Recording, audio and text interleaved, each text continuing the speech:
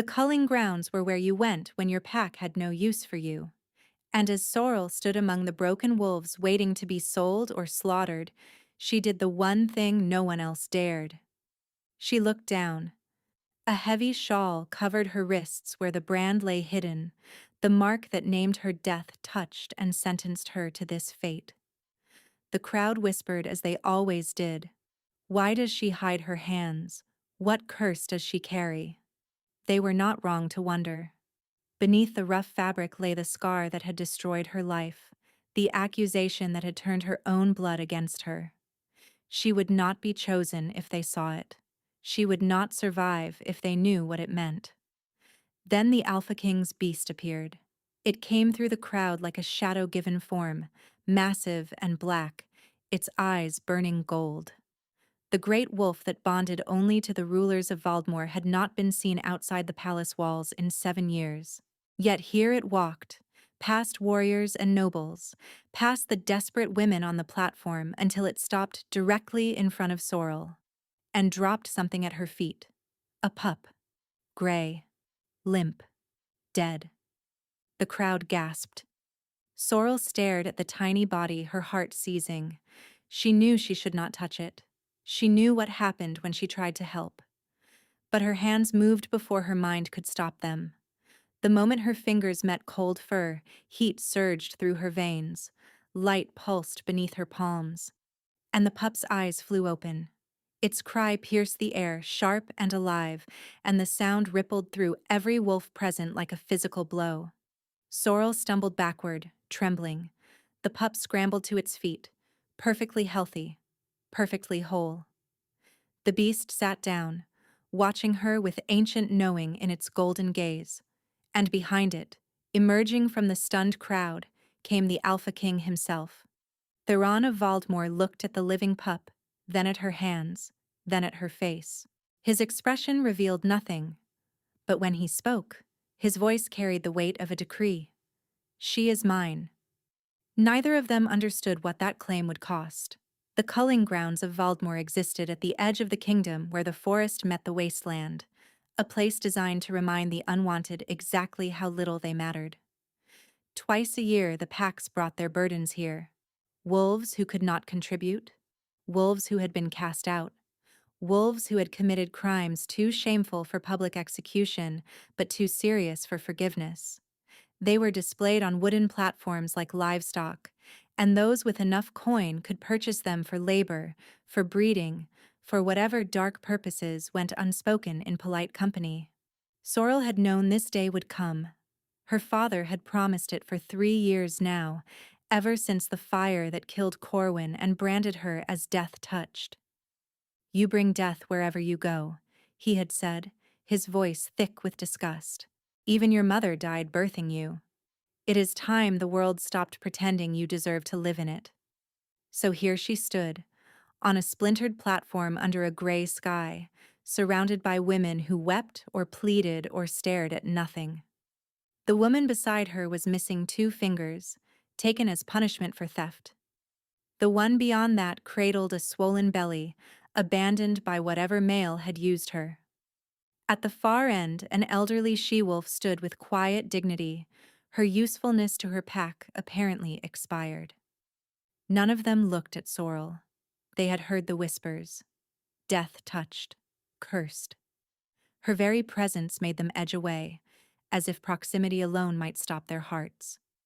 The auctioneer droned through his announcements, bloodlines and basic qualities, skills and limitations. His voice held the enthusiasm of a man selling rotten meat to desperate buyers. Some of the women found takers, coins exchanged hands, chains were clasped. They were led away to whatever futures awaited them. Sorrel watched from beneath her shawl, careful to keep her wrists hidden. The brand there was small, no bigger than a coin, but everyone in Valdemar knew what it meant. The mark of death touched was given only to those whose very essence brought ruin. Healers whose patients always died, mothers whose children never survived, wolves whose touch corrupted rather than cured. Her father stood at the edge of the crowd with her sister Mira, pretending not to know her. He had made his intentions clear before they arrived. "No one will want you," he had said. "When the culling ends, when no buyer steps forward, I will have you put down. It is the only mercy left." Sorrel had not begged. She had learned years ago that begging only made him angrier. She simply stood and waited for the end, whatever form it might take. The auctioneer had just called out the elderly woman's qualities when the air changed. Every wolf on the platform felt it. Every wolf in the crowd. A presence so vast, so overwhelming, that it made the dominant alphas in attendance shrink back like submissive pups. Then the beast emerged from the tree line. The Black Wolf of Valdmore was legend. Bonded to the royal bloodline for 12 generations, it chose each king and served as the physical manifestation of their power. It was said that the beast could sense weakness, corruption, and lies, that it had torn out the throats of traitors and pretenders, that its judgment was absolute. It had not been seen in public since the old king died. The crowd parted in terrified silence as the massive wolf padded forward. Its shoulder reached Sorrel's chest. Its golden eyes burned with intelligence that went beyond any ordinary animal. It walked past the nobles who had come to buy broken wolves. It walked past the platform where the women stood frozen in fear. It stopped directly in front of Sorrel. She could not breathe. The beast was close enough that she could see the silver threading through its black fur, could smell the wild musk of ancient magic radiating from its body.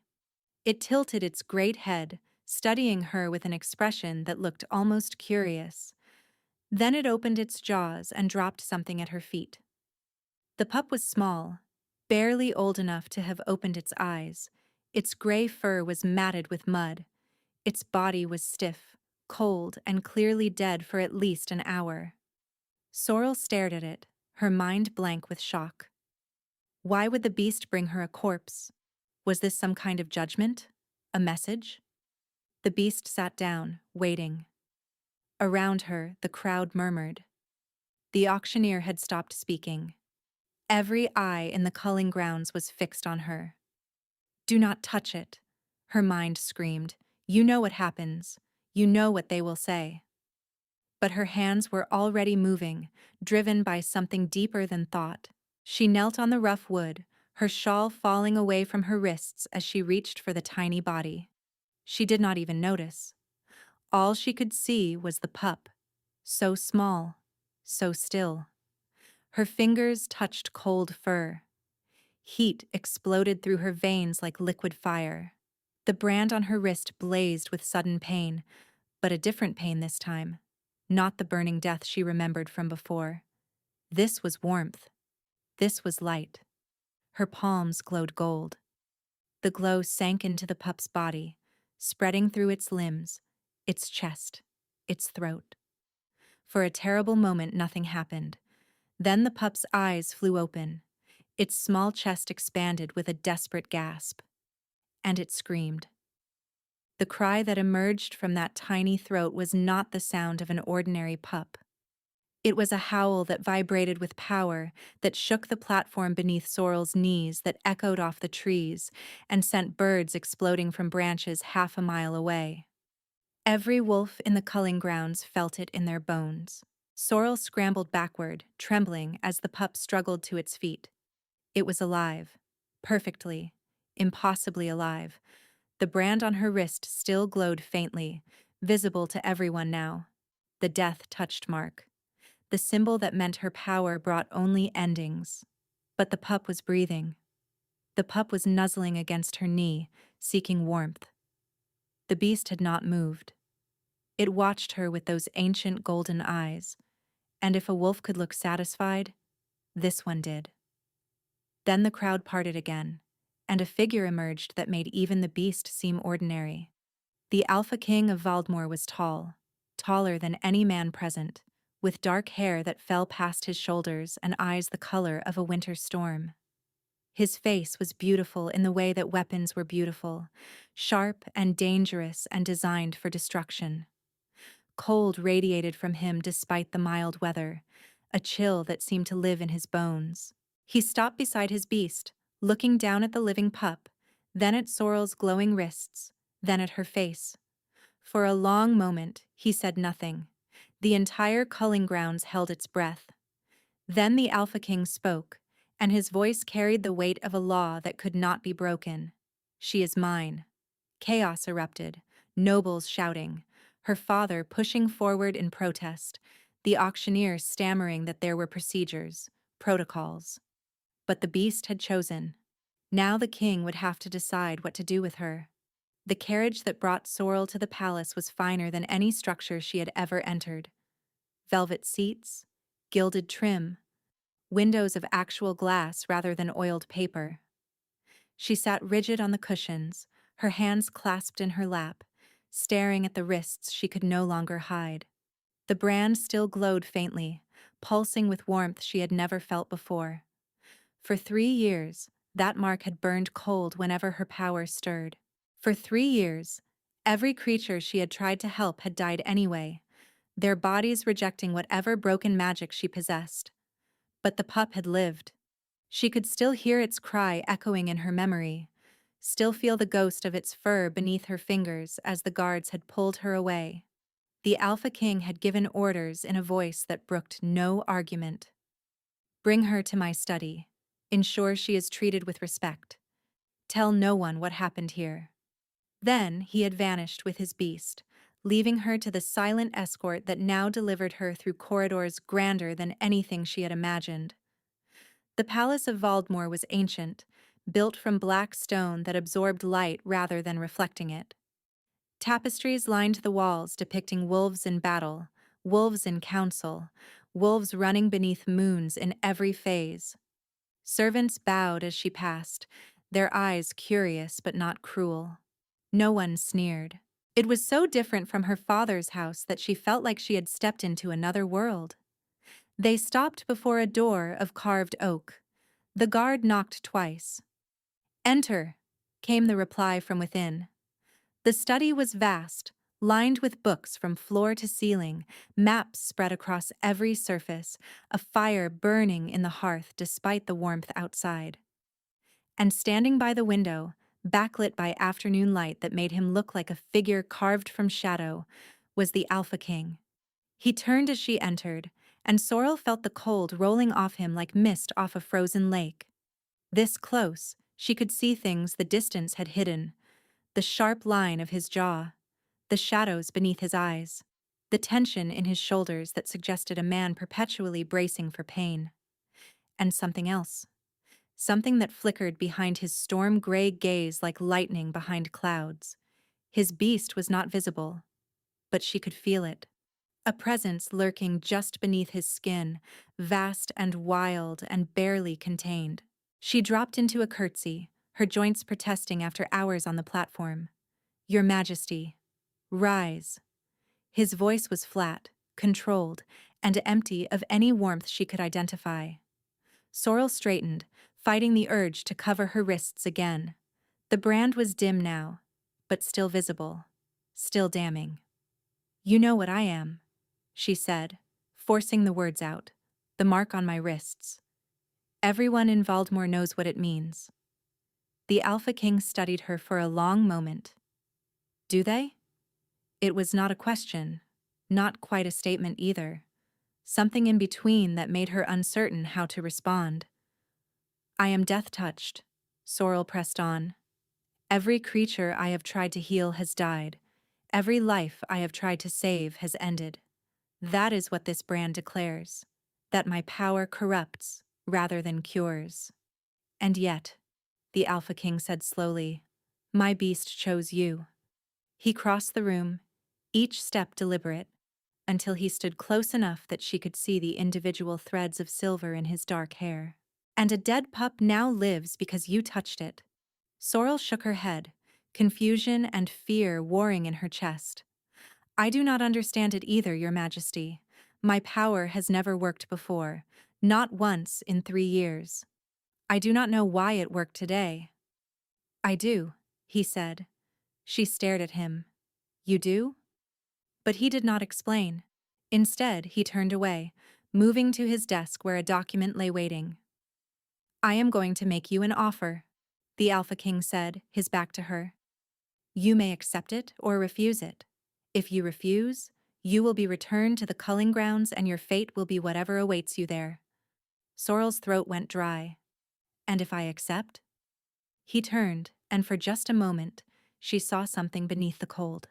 Something desperate, almost hungry. Then it vanished behind the mask of indifference. If you accept, he said, you will become my mate, my queen. You will have wealth and protection and a life of comfort. You will want for nothing.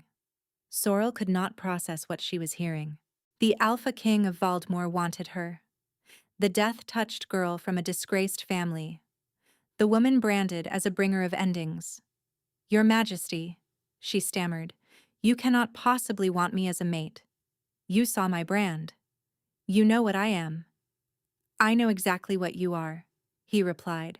That is why I want you. She opened her mouth to argue further, but he raised a hand, silencing her. There are conditions, the Alpha King continued.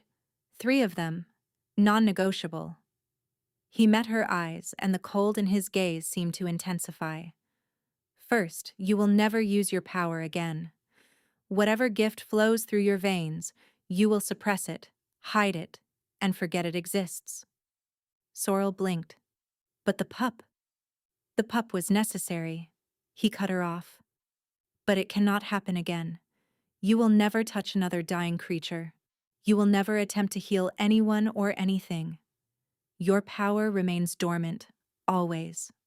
She wanted to argue, but something in his expression stopped her. There was fear there, buried deep. Fear of her gift, or fear of what it might mean? Second, he went on, you will never know why I chose you. You will not ask. You will not investigate. You will accept that there are things about me, about my beast, that you are better off not understanding. The strange terms piled on top of each other, each one more confusing than the last. He wanted her, but wanted her power buried. He claimed her, but demanded she remain ignorant of his reasons. And third, the Alpha King said, his voice dropping to something almost soft, something almost sad. You will accept that I cannot love you. I will protect you. I will provide for you. I will give you children if you wish them. But love is not something I am capable of offering, and you must never ask me to try. The words hung between them, heavy with meaning she could not fully grasp. This made no sense. None of it made sense. A king who could have any woman in the realm, offering his crown to a branded outcast, but only under terms that seemed designed to keep them strangers forever. Why? She whispered. Why me? Why any of this? His jaw tightened. She saw the muscle flex beneath his skin, saw his hands curl into fists at his sides. You will never know why I need you, he said quietly. That is my condition. Sorrel stood frozen in that cold study, weighing impossible choices. Behind her lay the culling grounds, her father's hatred and certain death. Before her lay a throne, a crown, a life of luxury purchased with questions she could never ask and power she could never use. Cold over confusion, she thought. Mystery over death. I accept your terms, Sorrel said. Your Majesty. Something flickered across his face. Relief, perhaps, or regret. Then sign here, he said, pushing the document toward her. And prepare yourself. Your father arrives within the hour to witness the contract, and I suspect he will not be pleased. He was right. The council chamber of Valdemar had witnessed treaties that shaped continents and declarations that ended wars. Today, it held something smaller, but no less consequential. A contract that would bind the death-touched daughter of a disgraced house to the most powerful alpha in the known world. Sorrel sat in a chair that dwarfed her, trying not to tremble. The Alpha King occupied the head of the long table, flanked by 2 advisors whose names she had not caught. Their expressions suggested they found this entire situation deeply troubling, but knew better than to voice their concerns. And at the far end of the table, radiating fury like heat from a forge, sat her father. Corvinus Ashford had once been a respected pack elder, his bloodline traceable through 17 generations of Valdemore nobility. That was before his eldest daughter manifested the death-touched gift. Before his wife died under suspicious circumstances. Before rumors began spreading that the Ashford line carried corruption in its very essence. He had spent 3 years trying to bury those rumors by burying her. And now the Alpha King had ruined everything. "This is madness," Corvinus spat, his composure cracking. "Your Majesty, you do not understand what you are binding yourself to. This girl is poison. Everything she touches dies." The Alpha King did not look at him. He was studying the contract, his expression unreadable. "I watched a pup die and return to life beneath her hands," he said calmly. "That does not align with your description." "A trick," Corvinus insisted. "Some dark magic meant to deceive you. She has always been manipulative, always been dangerous. Her own mother." The Alpha King raised his eyes, and Corvinus went silent as if someone had seized his throat. "You will not speak ill of my future queen in my presence," the Alpha King said, each word precise as a blade. "You will not speak ill of her in my kingdom. You will not speak of her at all unless directly addressed. These are not requests." Corvinus's face purpled with suppressed rage, but he said nothing. Sorrel stared at the king, something warm and unfamiliar blooming in her chest. No one had ever defended her. Not once. Not even when she was a child begging to be believed about things she did not understand. "The contract," the Alpha King continued, returning his attention to the document, "formalizes the following terms." He read them aloud, his voice carrying through the chamber. "Lady Sorrel Ashford will become Queen Consort of Valdemore. She will receive all rights and protections accorded to that station. In exchange, she agrees to the conditions previously discussed in private council." The advisors shifted uncomfortably. They clearly did not know what those conditions were, and the omission bothered them. "The contract also includes provisions for her safety," the Alpha King added. "A team of personal guards who answer only to me. Chambers that cannot be accessed without my explicit permission. And a clause stating that any harm that befalls her, from any source, will be treated as treason against the crown." He looked up, meeting Sorrel's eyes. "Is this agreeable to you?" Before she could answer, Corvinus surged forward. "Your Majesty, I must protest. As her father, I have rights. I have concerns that must be addressed before any contract is signed. If you knew what she truly was, what she did." "I was not speaking to you," the Alpha King said. He did not raise his voice. He did not need to. "I was speaking to my future queen." The words settled over the room like a physical weight. My future queen. Not the death-touched girl. Not the cursed daughter. Queen. Sorrel's throat was tight, her eyes burning with tears she refused to shed. Not here. Not in front of her father. "Yes, Your Majesty," she managed. "It is more than agreeable. It is more than I ever dared hope for." One of the advisors made a small sound of surprise. Even the Alpha King looked momentarily uncertain, as if her gratitude was a language he did not speak. "Then sign," he said, pushing the document and a quill toward her. Sorrel signed. Her hand shook slightly, but her name appeared clear and strong on the parchment. Her father signed as witness, his signature a violent slash that nearly tore the paper. The advisors added their marks, stealing glances at their king as if trying to understand what madness had overtaken him. And then, it was done. She was going to be queen. The woman branded death-touched. The daughter her father had tried to destroy. Bound now to the coldest, most powerful alpha in the realm, for reasons she could not fathom and was forbidden to ask. The exit from the council chamber felt like escaping a battlefield. Sorrel walked quickly, her new guards flanking her, heading toward the chambers she had been assigned. She needed to breathe. She needed to think. She had almost reached the staircase when someone stepped into her path. Her sister Mira wore a gown of deep green that complemented her auburn hair and perfect features. She was beautiful in all the ways Sorel was not. Polished and poised, and everything their father had ever wanted in a daughter. Her expression was pure venom.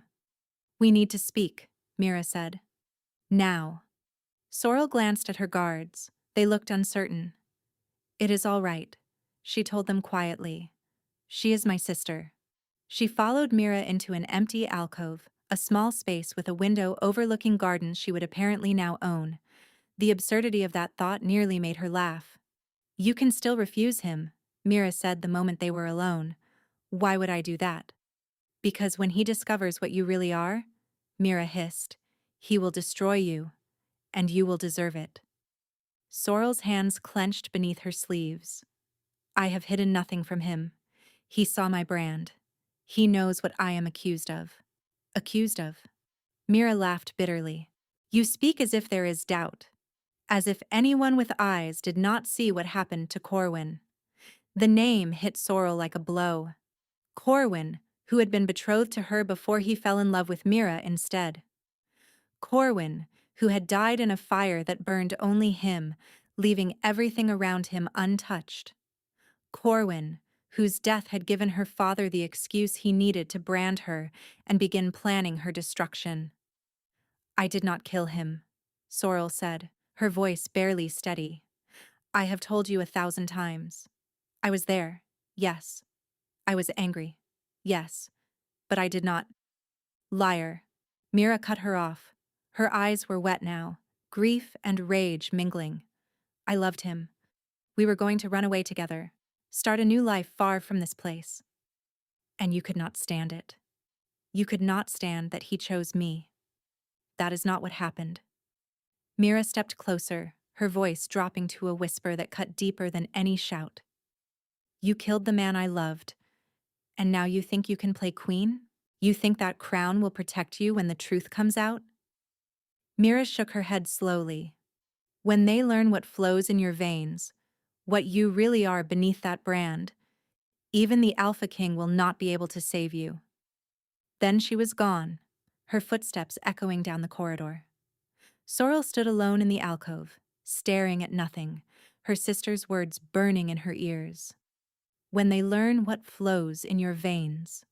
As if Mira knew something, as if there was more to the story than even Sorrel understood.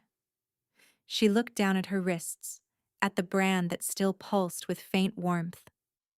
3 years of death. 3 years of every healing attempt ending in failure. And then, today, a miracle. What had changed? What was different about that pup? About that moment? About the beast that had chosen her for reasons she was forbidden to explore? The Alpha King's conditions echoed in her mind. Never use your power. Never ask why. But Mira's threat lingered longer. When they learn what flows in your veins. Sorrel touched the brand on her wrist, feeling its warmth pulse against her fingertips. She had accepted a crown without understanding the cost. And somewhere in this palace, bound by terms she could not question, waited a king whose beast had seen something in her that everyone else had missed. Or perhaps something that everyone else had tried desperately to hide. The binding ceremony was held 3 days later in the Great Hall of Valdemore, beneath vaulted ceilings carved with the images of wolves and moons and ancient kings whose names had become legend. Every noble family in the kingdom had been summoned. Every pack leader, every wolf of consequence. They had come to see the impossible, their cold, distant king taking a mate. And not just any mate. The death-touched daughter of a disgraced house, the woman branded as a bringer of endings. Sorrel stood at the entrance to the great hall, her hands trembling beneath the sleeves of her ceremonial gown. The fabric was white silk embroidered with silver thread, finer than anything she had ever worn. Blind servants had been assigned to dress her, to brush her hair, to prepare her for this moment. The Alpha King had arranged it without being asked, ensuring that no one would see the brand on her wrists, the mark she could not yet bring herself to display. She did not understand his thoughtfulness. It contradicted everything else about him. The doors opened, and the noise of the crowd washed over her like a wave. Hundreds of wolves, hundreds of eyes. All of them turned toward her, hungry with curiosity, sharp with judgment. She could hear the whispers already. That is her? The death-touched girl? Why does she hide her hands? What is wrong with her that even her own father wanted her culled? Sorrel forced herself to walk forward. One step, then another. The aisle stretched before her like a path through enemy territory, lined with faces that ranged from confused to hostile to simply blank. At the end of the aisle stood the Alpha King. Theron wore black, as he always did. The formal clothing emphasized the breadth of his shoulders, the severe beauty of his features, the cold that seemed to radiate from his very skin. His dark hair was pulled back, revealing the sharp angles of his face, and his storm-gray eyes tracked her approach with an intensity that made her breath catch. Beside him sat his beast, the great black wolf that had started all of this. Its golden eyes watched her with that same ancient knowing, and Sorrel could have sworn it looked pleased. She reached the altar and stopped, her heart pounding so loudly she was certain every wolf in the hall could hear it. The priest began the ceremony, his voice echoing through the vast space, words about bonds and duty and the sacred nature of the mate connection. Sorrel barely heard them. She was too aware of Theron standing beside her, too aware of the cold emanating from his body despite the warmth of the crowded hall. Alphas ran hot. Everyone knew that. Their wolf blood burned with constant fire, keeping them warm even in the harshest winters. But Theron felt like winter itself. The vows came next. Traditional words that wolves had spoken for centuries, binding one life to another. Do you, Theron, Alpha King of Valdemar, take this woman as your mate, your queen, your bond? I do, Theron said. His voice carried through the hall, flat and emotionless. Then he leaned closer, his lips near her ear, and whispered words meant only for her. Remember our agreement. I cannot love you. Please do not expect what I cannot give. Sorrel nodded slightly, her throat tight. I understand, Your Majesty. Do you? Something flickered in his eyes. Doubt, perhaps. Or guilt. Truly? Yes, she breathed. And she did. Whatever reason he had for this arrangement, she understood that love was not part of the bargain. She could accept that. The priest was looking at them expectantly, confused by the delay. Theron straightened, returning his attention to the ceremony. The rings, he called out. A servant approached with a velvet cushion bearing 2 bands of silver. The Alpha King took the smaller one and reached for her hand. Sorrel hesitated. The sleeves of her gown covered her wrists, hiding the brand, but if he pushed the fabric back to slide the ring on her finger, everyone would see. Keep your sleeve, Theron murmured, so quietly that only she could hear. I will not expose what you wish to hide. He slid the ring onto her finger over the fabric, a gesture so subtle that no one else noticed. But Sorrel noticed. Her eyes burned with sudden tears. By the power vested in me, the priest announced, I now pronounce you bound, Alpha and Queen. Mates in the eyes of our ancestors and our laws. The verbal claiming came next. Physical marking would require skin contact, biting, things Sorrel could not do without revealing her brand. But the words alone would begin the bond, sealing their connection in a way that could only be broken by death. I claim you as mine, Theron said, his voice carrying through the hall. My mate, my queen, my bond. Sorrel felt something stir inside her, her wolf responding to the declaration. But there was no snap of a mate bond, no overwhelming pull of destiny. That would require more than words. That would require touch. I claim you as mine, she echoed. My mate, my king, my bond. The priest smiled. You may seal the bond with a kiss. The hall went utterly silent. Every wolf leaned forward, eager to see what would happen. Would the king finally reveal his mysterious queen's face? Would they finally see what she had been hiding? Sorrel's heart hammered against her ribs, but Theron did not reach for her face. He did not push back her sleeves or demand that she reveal herself. Instead, he took her hand again, that same cold grip, and lifted it to his lips. The kiss was gentle, formal. His lips pressed against her knuckles through the fabric of her glove, lingering for just a moment. It was not what anyone expected. The crowd murmured in confusion and disappointment. But Sorrel stood frozen, her hand tingling from even that brief contact. He could have demanded, she thought dazedly. He could have exposed me, but he honored his word. Thank you, she whispered. Theron released her hand, his expression unchanged. But for just a moment, so brief she might have imagined it, something warm flickered in those cold gray eyes. Then it was gone, and the Alpha King turned to face his court, presenting his new queen to a kingdom that did not understand and could not stop whispering about what secrets she might hold. Outside the great hall, the crowd's roar hit them like a physical force. Thousands of wolves howling, expressing shock and confusion and reluctant celebration. Their queen remained a mystery. And somewhere in that noise, watching from the shadows, Sorrel caught a glimpse of her father's face. Pure hatred. The same look he had worn the day he branded her. She looked away, her hand still warm where Theron's cold lips had touched it, and for the first time in 3 years, she felt something other than despair. She felt hope. And that terrified her more than anything. The chambers they had given her were larger than her father's entire house. A sitting room with velvet furniture, a bathing room with a copper tub large enough for 3, and a bedroom dominated by a canopied bed hung with curtains of deep blue silk. Sorrel sat on the edge of that bed, her hands clasped in her lap, trying to remember how to breathe.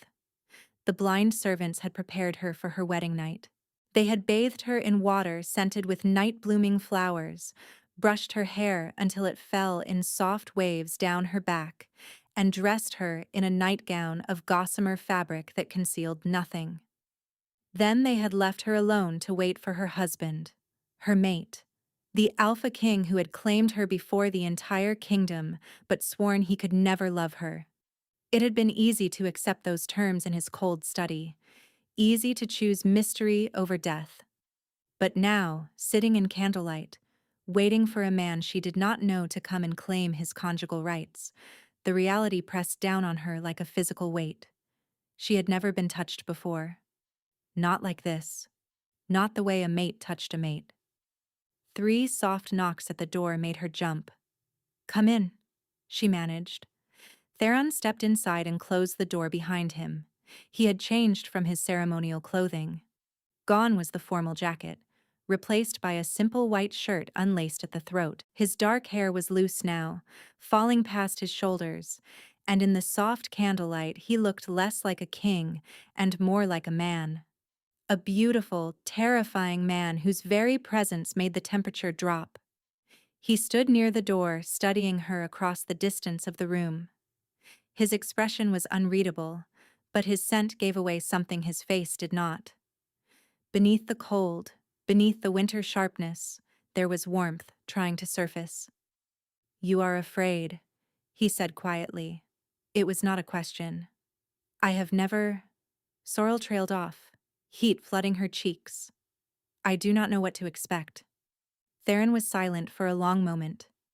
Then he reached into his pocket and withdrew a strip of dark cloth. I had this made, he said, for tonight and any night after. If you wish to remain hidden from me, even in this, I will wear it. Sorrel stared at the blindfold, her throat tight. You would do that? I told you I would never expose what you wish to hide. He crossed the room slowly, each step deliberate, until he stood before her. I meant it. She took the blindfold from his hand, feeling the soft fabric between her fingers. He was offering to touch her, to share the most intimate act two wolves could share, without ever seeing her face or her brand. The thoughtfulness of it made her want to weep. "Turn around," she whispered. He obeyed without hesitation. Sorrel rose from the bed on trembling legs. She had to step close to tie the blindfold, had to rise on her toes to reach around his head. This close, she could see things she had not noticed before. A small scar at the corner of his mouth, the faint lines of tension around his eyes, the way his hands hung at his sides, carefully still, as if he was trying very hard not to move. She secured the blindfold, her fingers brushing against his hair. It was softer than she expected. The last candle went out as she returned to the bed, plunging the room into complete darkness. For a long moment, neither of them moved. She could hear his breathing, steady and controlled. She could feel the cold radiating from his body as he approached the bed. Then his hand found hers in the darkness. His skin was ice, genuinely cold in a way that made her gasp. But his grip was gentle, his fingers careful as they interlaced with hers. "I can smell your nervousness," he said quietly. "And something else. Something warmer." Heat flooded her cheeks. She was grateful for the darkness. His other hand rose slowly, giving her time to pull away. When she did not, his palm settled against her cheek. Cool fingers traced her features with feather-light touches, her brow, her nose, her lips. He was learning her face through touch. When his fingers moved toward her forehead, toward where the brand would be, panic flared. She caught his wrist, stopping him. "Not there," she breathed. "Please." He did not argue. He did not demand an explanation. He simply let her guide his hand away, pressing his palm against her collarbone instead. "Show me what you will allow," he murmured, "and I will honor your limits." Something inside her cracked at those words, a wall she had not realized she was holding up. She guided his hand lower, pressing it against her heart. She could feel her own heartbeat hammering beneath his cool palm. Theron inhaled sharply. "So warm," he said, something almost wondering in his voice. I had forgotten what warmth felt like. Before she could ask what he meant, his mouth found hers. The kiss was careful at first, testing. His lips were cool but soft, moving against hers with patient exploration. Sorrel had never been kissed before. She did not know what to do with her hands, where to put them, how to respond. But instinct took over. Her fingers found his shoulders, gripping for balance. She leaned into him, her body seeking his despite the cold. And when their chests pressed together, when the thin fabric of her nightgown was the only barrier between them, they both gasped. The contrast was overwhelming. His coldness and her warmth. Ice and fire meeting in darkness. Theron's control slipped. His hands found her waist, her hips, pulling her closer with increasing urgency. His mouth left hers, tracing down her jaw, her neck, finding a spot that made her make a sound she had never made before. His teeth grazed her skin and she arched into him. "Bite me," she whispered without thinking. "Claim me." He went rigid, his whole body trembling against hers. "I cannot," he said, his voice strained. "Not yet. The bond would... It is too dangerous." Dangerous? She did not understand. But the desperation in his voice stopped her from pushing. "Just this for tonight," Theron murmured. "Just touch." And touch they did. He learned her body in the darkness, his cool hands mapping every curve, every hollow. She learned his in return, exploring the hard planes of his chest, the ridges of his stomach, the surprising vulnerability of his sharp inhale when she touched certain places. They came together slowly, carefully. There was discomfort at first, and he stilled immediately, his hand finding her face in the darkness. "Breathe," he said softly. "Just breathe." She breathed, and the discomfort faded, replaced by something she had no words for, a connection, a joining that went beyond the physical. Afterward, they lay tangled together in the darkness, both trembling. His arm was wrapped around her, pulling her against his cold chest as if afraid she might vanish. "You are so warm," he said again, almost to himself. "Like summer. Like sunlight." Is that, is that all right?" Sorrel asked quietly. "The cold. Is something wrong with you?" She felt him tense beside her. A long silence stretched between them. "A family condition?" he said finally. His tone made it clear he would say no more. Then he moved away. She heard him dressing in the darkness, and her heart sank. He was leaving. Of course he was leaving. He had been clear about their arrangement. Physical intimacy to produce heirs. Nothing more. But then his footsteps returned to the bed. His cold lips pressed against her forehead. Not the spot where her brand lay, but close. "Thank you," he murmured, "for tonight." And then he was gone. Sorrel lay alone in the vast bed, her body still tingling, her mind racing with questions she was forbidden to ask. The cold, the beast, the mysterious conditions he demanded. Something was very wrong with the Alpha King of Valdemar. And despite his warnings, despite her own promises, she wanted desperately to know what it was. 3 weeks passed. 3 weeks in which the Alpha King came to her chambers every night without fail. He always knocked. He always wore the blindfold. He always left before dawn, pressing cold kisses to her hands or her forehead before disappearing into the darkness. And Sorrel found herself counting the hours until his return. It had started as duty, a contractual arrangement to produce heirs, but somewhere along the way, it had become something else. Something she looked forward to with an eagerness that frightened her. She began to learn his patterns, the way his breathing changed when she touched certain places, the sounds he made when she was bold, when she pushed past her own shyness to explore him the way he explored her. The way his cold skin seemed to warm, just slightly, when they were tangled together in the aftermath. He began staying longer, not leaving immediately, lying beside her in the darkness, his arm around her waist, his breath stirring her hair. They began to talk. "Tell me about the trade negotiations," Sorrel said one night, tracing patterns on his chest. "I heard the advisors arguing about them." Theron was quiet for a moment. "How much do you know about Valdemore's economy?" "Almost nothing," she admitted. "My father did not believe daughters needed education beyond household management." A sound escaped him that might have been a laugh. "Then I have much to teach you." He explained the kingdom's dependence on certain magical exports that they could no longer provide, ancient agreements with neighboring realms that were fraying, political tensions that threatened to boil into conflict. Sorrel listened, asking questions, offering tentative observations.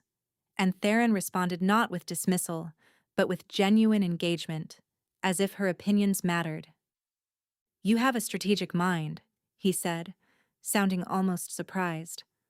"Why did no one nurture it?" "Because I am death-touched," Sorrel replied quietly. "Who would waste education on a curse?" His hand found hers in the darkness, squeezing gently. The conversations continued. Night after night, he told her about the burdens of ruling, the isolation of power, the weight of decisions that affected thousands of lives. She told him about her childhood before the brand, about her mother who had died when she was young, about the strange gift that had manifested at 15 and destroyed everything. She was careful not to ask the forbidden questions. Why me? What is the cold that lives in your bones?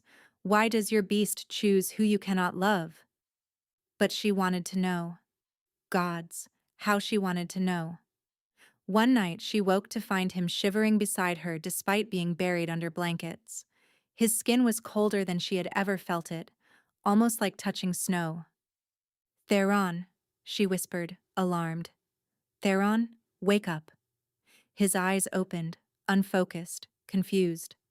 "Sorrel, You are freezing. She pressed her palm against his chest and felt ice beneath the skin, more than cold. Something was wrong. Something was very wrong. She slipped from the bed and built up the fire until the room was almost uncomfortably warm. She pulled every blanket from the chest and piled them on top of him. She pressed her body against his, wrapping herself around him, trying to share whatever warmth she possessed. Slowly, gradually, the shivering stopped. "What is happening to you?" she asked, her voice shaking. "Please, I know I am not supposed to ask, but I am frightened." Theron was quiet for a long moment. When he spoke, his voice was rough. "The cold is always there," he said. "It has been there since I was born. But it gets worse when I—" He stopped. "When you what?" Sorrel pressed. "When I care," he finished quietly. "The more I feel, the colder I become. It is the price of my bloodline, the curse that all kings of Valdemar carry." Sorrel's heart clenched. "That is why you cannot love. That is why I must not love," he corrected. "The distinction matters." She held him tighter, her mind racing. A curse that punished feeling. A king who had chosen her precisely because he thought he could not care for someone he never saw. But he was coming to her chambers every night. He was talking to her for hours. He was asking her opinions and valuing her thoughts, and holding her as if she were precious. He was already caring. And the cold was getting worse. "I will not let you freeze," Sorrel whispered fiercely. "Whatever this curse is, whatever price your bloodline demands, I will find a way." "You cannot," Theron said. "No one can. My father tried. His father tried. It is simply what we are." "Then I will keep you warm," Sorrel insisted. "Every night. Every moment you allow. I will be your fire." She felt him exhale, felt the tension drain from his body. "You are all ready," he murmured. "That is the problem." He fell asleep still holding her, and Sorrel lay awake, her mind churning with questions and fears and something else. Something that felt dangerously like love. Time passed. Weeks became a month. Then 2. Theron began arriving earlier each evening before dinner, eating with her in her chambers before taking her to bed. They spent hours talking, then hours touching, then hours simply holding each other in the darkness. The bond was forming. Sorrel could feel it growing stronger with each night they spent together. A thread of connection that pulled at her whenever he was away. He felt it too. She could tell by the way he reached for her the moment he entered, as if being apart had been physically painful. By the way he buried his face in her hair and breathed her in like she was air he needed to survive. Neither of them spoke about it. Speaking about it would acknowledge that the rules they had agreed to were already broken. Then one evening, Sorrel sat by the fire waiting for him, her hand pressed against her stomach. She had suspected for a week. The healer had confirmed it this morning. When Theron arrived, she let him kiss her, let him start toward the bed before she stopped him. "Wait," she said. "I need to tell you something." He went still. "What is it?"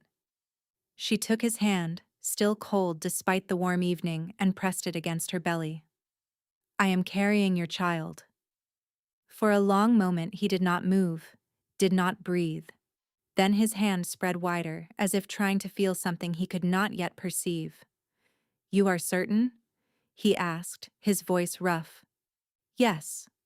The healer confirmed it today. A sound escaped him. Something between a laugh and a sob. "We are having a child." The joy in his voice was unmistakable. Pure and overwhelming, and exactly what she had dreamed of hearing. But beneath the joy was something else. Something dark. She heard it in the way his breath caught. Felt it in the way his hand trembled against her stomach. "This changes things," Theron said quietly. "How?" But he did not answer. He simply pulled her close, his arms wrapping around her with desperate strength. "I never expected this," he murmured against her hair. "I never expected you." "Neither did I," Sorrel whispered. She held him in the darkness, feeling the joy and the fear braided together, and did not ask the questions burning in her throat. What did the child mean for his curse? What would happen when the bond fully formed? What truth was he still hiding behind his blindfold and his impossible terms? She would learn the answers soon enough, but for now, in this moment, she let herself be happy, and tried not to notice that his skin was colder than ever before. The child came on a night when snow fell thick outside the palace windows. Sorrel had been pacing her chambers for hours, waves of pain crashing through her body at intervals that grew shorter and shorter. The midwife had arrived at dusk. Theron had arrived moments later, his blindfold already in place, refusing to leave her side despite protests that birthing was women's work. "I will not see her," he had said flatly, "but I will be here." So he sat beside her bed, his cold hand wrapped around hers, as she labored to bring their child into the world. The pain was unlike anything she had ever experienced. It tore through her in waves, each one more intense than the last. But every time she cried out, Theron's grip tightened, anchoring her. "I am here," he murmured. "I am here. You are not alone." Hours passed. The snow continued to fall, and finally, with one last desperate push, she felt the child leave her body. Silence. Terrible, awful silence. Then a cry pierced the air, high and strong and alive, and Sorrel collapsed against the pillows, weeping with relief. "A boy," the midwife announced, her voice thick with emotion. "A healthy boy." They placed him on Sorrel's chest, this tiny creature with dark hair like his father and a warmth that seemed to radiate from his small body. He was perfect. Absolutely perfect. Theron's hand found her face in the darkness, his fingers trembling. Is he well?" "He is beautiful," Sorrel whispered. "He is warm. Feel him." She guided his hand to the baby's back, letting him feel the small body, the delicate heartbeat, the impossible miracle they had created together. A sound escaped Theron, something raw and broken and full of wonder. "Our son," he breathed. "Our child." For a long moment they stayed like that, the three of them tangled together in the darkness, the snow falling silently outside, the world reduced to this room and this moment, and this fragile new life. Then Sorrel began to cry, not tears of joy. These were tears of fear, of grief, of the terrible certainty that had been building in her for months. Theron's hand found her face immediately. "What is wrong? Are you in pain?" She shook her head, unable to speak. "Tell me," he begged. "Please, tell me what is wrong." "You are going to leave," Sorrel managed between sobs. "You have what you need now, an heir, a son. You will stop coming to me and I will lose you and I cannot bear it, Theron. I cannot." "What?" His voice was sharp with disbelief. "You said you would never love me," she wept. "You said once I gave you children we would have nothing more to do with each other. And I tried to accept that. I tried to prepare myself. But I cannot. Because I love you. I love you and I do not want to lose you." The words hung in the darkness between them. Theron was utterly still. She could not see his face behind the blindfold, could not read his expression. "You love me," he said slowly. "Yes." Sorrel's voice broke. "I know I should not. I know you warned me, but I cannot help it. I love the way you listen to me. I love the way you hold me. I love the way you have never once demanded that I reveal what I wish to hide. I love everything about you that you tried to hide from me." Silence stretched between them, heavy with something she could not name. Then Theron's hand cupped her face with desperate tenderness. "You foolish woman," he whispered. "Do you not understand? I have loved you since the moment my beast chose you. I have loved you through every night I spent in your arms, every conversation we shared, every moment I told myself I was only doing my duty. Sorrel's breath caught. You love me? I love you, Theron said. I have tried not to. Gods know I have tried. But you are in my blood now. You are in my bones. I cannot imagine existing without you. Joy exploded through her chest, bright and overwhelming. But even as the words left his mouth, something changed. Theron gasped. His hand flew to his chest, clutching at his heart. Theron? Sorrel struggled to sit up, the baby still cradled against her. Theron? What is happening? His breathing had gone ragged. His skin, already cold, turned to ice beneath her fingers. No, he groaned. Not yet. I thought I had more time. More time for what? What is happening? He tore off the blindfold, his storm-gray eyes meeting hers for the first time without barriers. They were filled with pain and love and terrible resignation. The curse, he gasped. The cold that lives in my bloodline. It exists because an ancestor made a bargain he should not have made. He wanted power, absolute power, and he traded the one thing that could weaken him. He traded love. Sorrel shook her head, not understanding. Every king of Valdemar carries this curse, Theron continued, his voice growing weaker. We can feel affection. We can feel desire. But the moment we truly love, the moment we give our hearts completely, the cold claims us. It freezes us from the inside out until nothing remains. No, Sorrel breathed. I thought I could prevent it, Theron said. I chose you because I believed I would never love someone I could not see. I thought if I never knew your face, never truly knew you, my heart would stay safe. His eyes met hers, storm-gray and full of love and despair. I was a fool. Frost was spreading across his chest. She could see it through his thin shirt, white crystals forming on his skin. There has to be a cure, Sorrel said desperately. There has to be something we can do. There is no cure. Theron's voice was barely a whisper now. Every king who has loved has died. My father, his father, all the way back to the first. I will not let you die.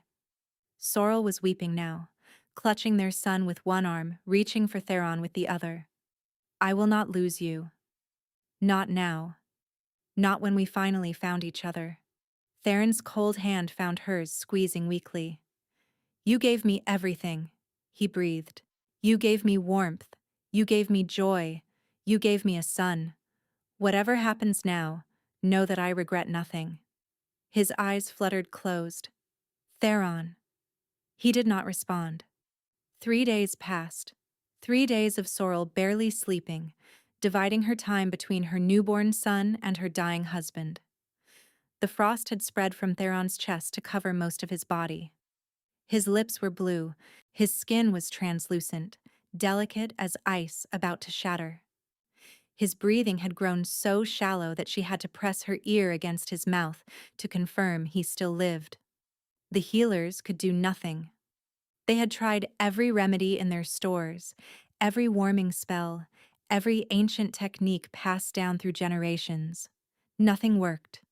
The cold was magical in nature, rooted deep in blood and bone and ancient bargains that could not be undone. Sorrel sat beside him, holding his frozen hand, their son sleeping in a basket nearby.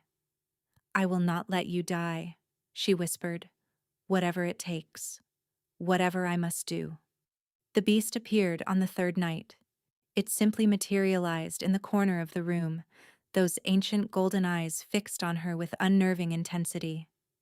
It had not been seen since the binding ceremony, had vanished the moment Theron collapsed, as if it could not bear to watch its bonded king die. But now, it was here, and it was looking at her hands. Sorrel glanced down at her wrists. The brand had been glowing faintly since Theron collapsed, pulsing with warmth she did not understand. She had been so focused on her husband that she had barely noticed. The beast padded closer, stopping beside the bed.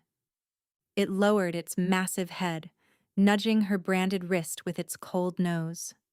You brought me here, Sorrel whispered, realization dawning. That day at the culling grounds. You brought me here because of this. The beast's golden eyes seemed to confirm what she already knew. My power, Sorrel continued slowly. It can save him. That is why you chose me. But her power was bound by conditions she did not understand. It had worked once, on the pup, and never again. Every time she had tried to heal someone after being branded, they had died anyway. The death-touched mark was not a lie. Her gift brought death. Unless it did not. Unless her father had lied about that too. Sorrel looked at Theron's frozen form, at the frost creeping toward his heart. She looked at her son, sleeping peacefully, unaware that his father was dying. Then she looked at the beast. I need to try, she said. Even if it kills him faster. Even if it kills me. I need to try. The beast sat down, waiting. Sorrel pulled back her sleeves, exposing the brand fully for the first time since she had been marked. The cross-shaped scar glowed gold, warm against her skin. She placed both hands on Theron's frozen chest. Heat surged through her veins immediately. The same fire she had felt with the pup. The same power that had brought death back to life. It poured out of her palms, sinking into his ice-cold flesh. For a moment the frost retreated. Color flooded back into his cheeks. His breathing steadied. Sorrel's heart soared. Then the cold surged back, stronger than before, and Theron convulsed beneath her hands. No, Sorrel gasped. No, please. She pushed harder, pouring everything she had into him. Her life force, her love, her desperate need for him to survive. But it was not enough. The curse was too old, too deep, too woven into his very blood. Her power could give life, but it could not break an ancient bargain. She needed something else, something more. The beast made a low sound, almost mournful. Sorrel looked up at it, tears streaming down her face. What am I missing? She demanded. You brought me here because my power could save him. But it is not working. What am I doing wrong? The beast's golden eyes shifted, looking not at Theron but at her. At the brand on her wrist. Sorrel stared at the mark, the scar her father had given her when he declared her death touched. Her father, who had always hated her. Her father, who had blamed her for things she did not do. Her father, who had branded her and sent her to be culled and told everyone that her gift brought only death. What if he had lied? What if the brand was not a mark of what she was, but a binding meant to suppress what she could become? I need to find my father, Sorrel said slowly. I need the truth. The beast rose to its feet, padding toward the door. It stopped at the threshold, looking back at her, waiting. Sorrel kissed Theron's frozen forehead, then her son's warm cheek. I will come back, she whispered to both of them. I swear it. I will come back with the truth. Then she called for her horse and rode into the night, the beast running beside her, the darkness swallowing them both. The Ashford estate was exactly as she remembered it. Cold stone walls, narrow windows. A house designed to keep secrets and punish those who dared to ask questions. Sorrel dismounted from her horse, the beast padding silently beside her. Royal guards flanked them both, a contingent the advisors had insisted upon when they learned where their queen intended to go. Her father was waiting in the main hall. Corvinus Ashford looked older than she remembered, thinner. The past months had not been kind to him. His daughter's unexpected rise to queen had stripped him of the satisfaction he had anticipated. His plan to see her culled had been ruined by the very king he had tried to manipulate. Now that King was dying, and Sorrel had come to demand answers. You dare return here? Corvinus spat as she entered. After everything you have done? Sorrel walked past him without flinching, heading straight for his study. The room where he kept his records, his secrets, the seal that had been used to brand her. The beast followed, its presence filling the narrow corridors like a living shadow. Corvinus hurried after her, his voice rising. This is my house. You have no authority here. I do not care what title you have claimed. I am queen, Sorrel said calmly. I have authority everywhere in Valdemar. And you will tell me the truth, father. All of it. She pushed open the study door. Mira was inside, standing by the window. Her sister's face was pale, her eyes red-rimmed. She looked like she had not slept in days. Sorrel, Mira breathed. I heard about the king. Is it true? Is he dying? Yes, Sorrel said flatly, and father is going to tell me how to save him. Corvinus laughed harshly. I know nothing about ancient curses. If your precious king is dying, it has nothing to do with me. Sorrel turned to face him, her branded wrists exposed for the first time since she had entered. This mark, she said. You told me it identified me as death-touched. You told me my power brought only death. You branded me and sent me to be culled because of what I supposedly was. She stepped closer, but a dead pup came back to life beneath my hands, and my power has been trying to save Theron from the moment he collapsed. It cannot break the curse, but it can slow it. It is not death I carry, father. It is life. Corvinus's face went carefully blank. You are delusional. The brand speaks for itself. Does it? Sorrel pulled a small knife from her belt, one of the guards having provided it at her request. She pressed the blade against her palm and drew a thin line of blood. Then she pressed her bleeding palm against the wall. Light pulsed from the wound, golden and warm. The wall beneath her hand bloomed with color as moss appeared from nowhere, spreading in a perfect circle. Life, Sorrel said quietly, not death. Life, Mira gasped. Corvinus said nothing. You knew, Sorrel continued. You knew what I really was. You branded me not to mark what I carried, but to suppress it. The seal on my wrist is not a declaration. It is a binding. Silence stretched through the study. Then Corvinus laughed again, but there was no humor in it. You were always too clever, he said. I should have killed you when you were a child. Mira made a strangled sound of horror. Why? Sorrel demanded. Why suppress my power? Why send me to die? Because you were never supposed to exist, Corvinus snarled. Your grandmother was a life-giver, one of the most powerful ever born. She could bring the dead back to life. She could heal any wound. She could break any curse. He spat the words like they were poison. My father had her killed when he discovered what she was. He feared her power. He feared what it meant for our bloodline.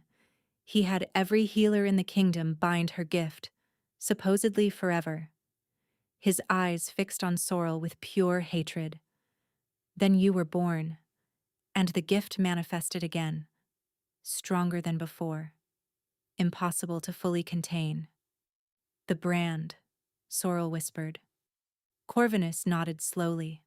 A partial binding, enough to twist your gift into something that looked like death. Enough to make everyone believe you were cursed rather than blessed. Mira stumbled forward. Father, she choked. You told me she killed Corwin. You told me she murdered the man I loved with her death-touched curse. Corvinus's expression flickered. Corwin died in a fire, Mira continued, her voice rising. A fire that burned only him. Magical fire. But if Sorrel's power is life, not death, she could not have... She stopped. Her eyes went wide.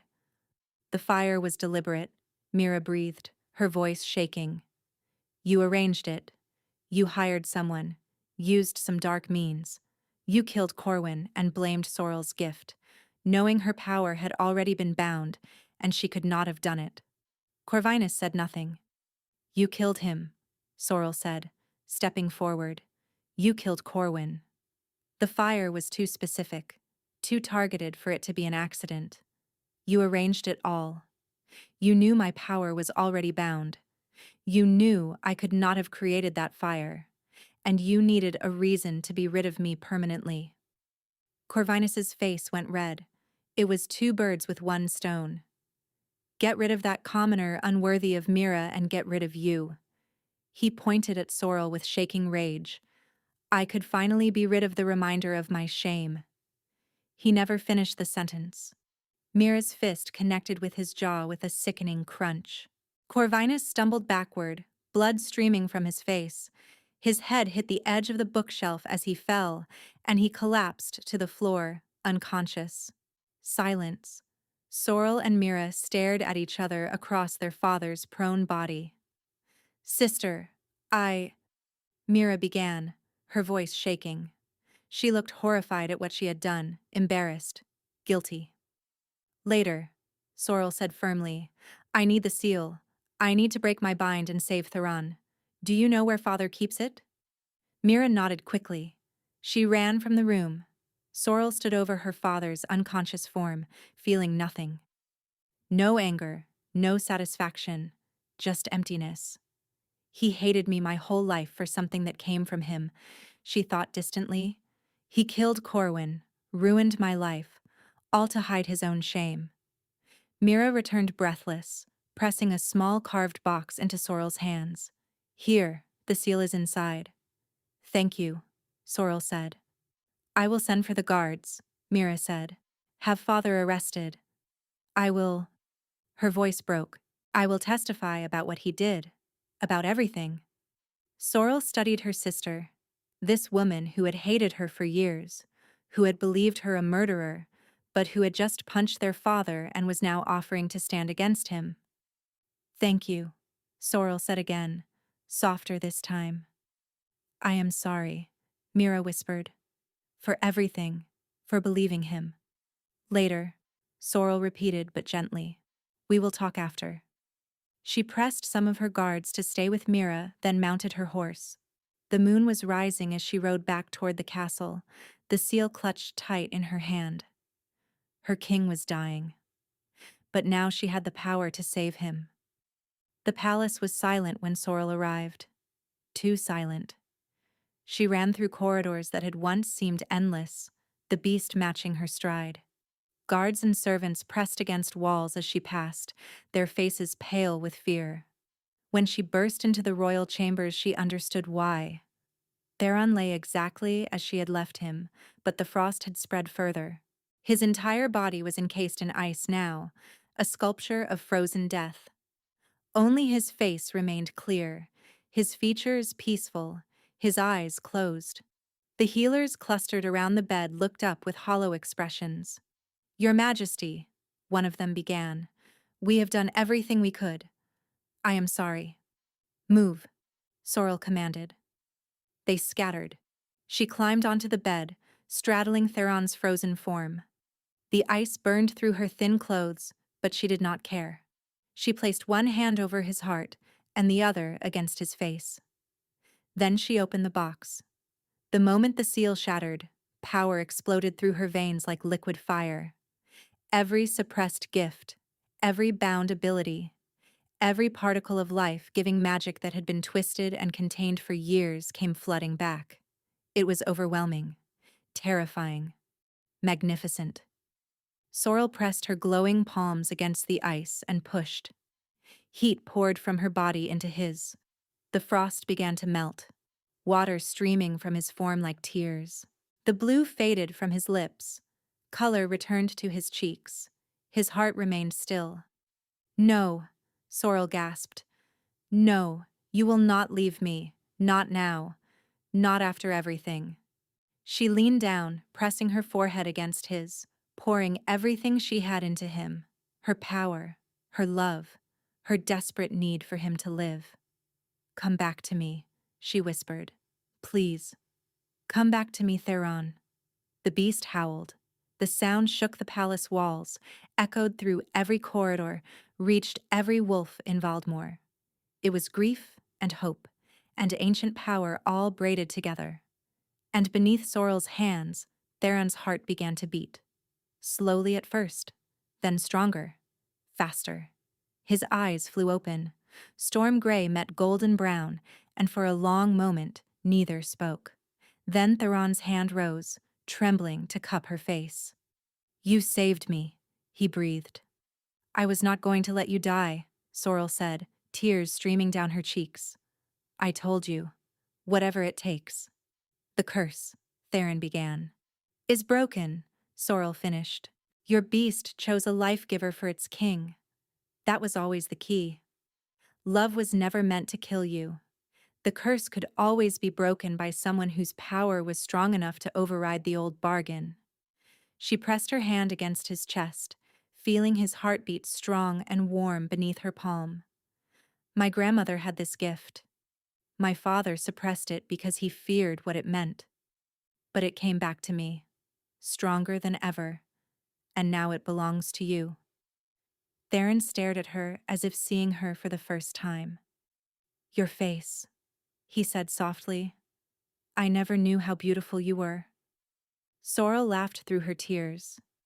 "You married me without ever seeing my face. You loved me without ever knowing what lay beneath my brand." "I loved your voice," Theron said. "Your warmth, your courage, your mind." He pulled her down, pressing his forehead against hers. "The face is just a gift I did not expect." He kissed her then, slow and deep and full of everything they had survived. When they finally broke apart, a small cry came from the corner of the room. Their son. Sorrel scrambled off the bed, scooping the baby from his basket.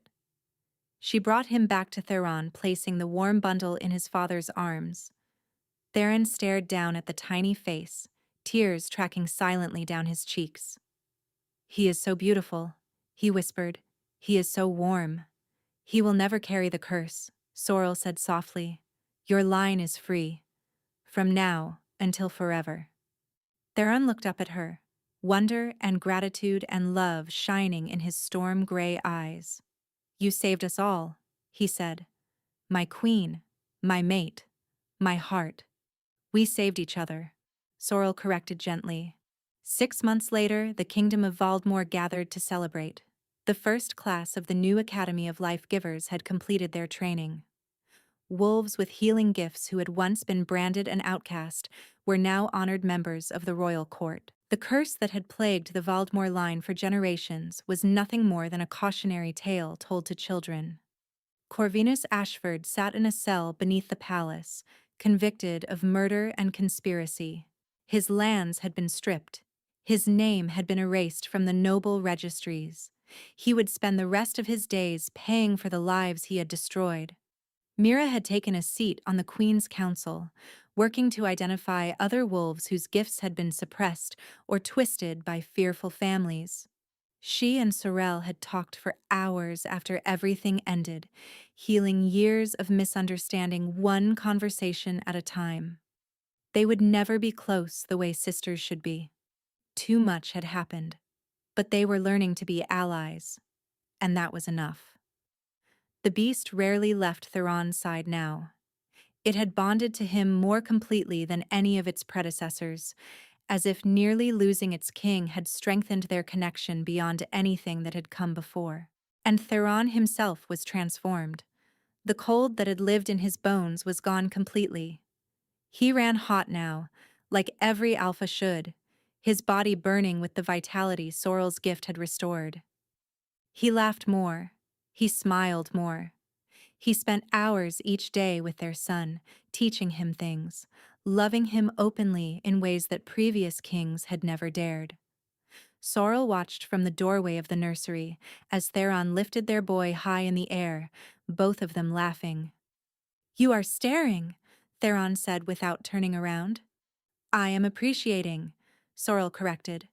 He set their son down gently and crossed the room to her, pulling her into his arms. "I have a gift for you," he murmured against her hair. "You have already given me everything. Not this." He pulled back, meeting her eyes. His expression was serious now, tender. "Do you remember the first time you told me you loved me? I remember you almost died immediately afterward," Sorrel said dryly. He laughed, and the sound still made her heart skip. "I never got to finish my response," Theron said. "You told me you loved me, and I told you I loved you, and then the curse took me before I could say the rest." The rest? He cupped her face in his hands, his palms warm now instead of cold. I love you, Sorrel of Valdemore. Not because you saved me, not because you gave me an heir, not because your power broke my curse. I love you because you saw the man beneath the cold. Because you chose me when I offered you nothing but distance. Because you believed I was worth saving when I had given up on myself. Sorrel's eyes burned with tears. I love your courage, Theron continued. Your kindness. Your stubborn refusal to accept the limits others placed on you. I love the way you hold our son, the way you challenge my advisors, the way you look at me like I am the only thing in the room worth seeing. He pressed his forehead against hers. I love you, he whispered, completely, forever, without conditions or contracts or impossible terms. Sorrel kissed him, pouring every answer she could not speak into the touch of her lips. When they finally broke apart, their son was tugging at Theron's trouser leg, demanding attention. Theron scooped him up with one arm, keeping the other wrapped around Sorrel. The three of them stood there in the afternoon light, a family built from impossible circumstances and unbreakable love. Sorrel thought about everything that had brought them here. The culling grounds where she had waited to die. The beast that had dropped a dead pup at her feet. The cold king who had chosen her for all the wrong reasons and loved her for all the right ones. They had both been hiding, both been broken, both been convinced that happiness was something other people deserved. But here they were, whole, warm, together. And outside the nursery window, watched by servants and guards and nobles who had once whispered about the death-touched queen, the great beast of Valdemore lifted its head and howled. Not grief this time, joy. The sound echoed across the kingdom, a declaration that a new era had begun. The curse was broken, the king was saved, and love, against all odds, had won. Thank you for listening to this story. If you enjoyed it, please let me know in the comments. I read every single one, and they mean more than you know.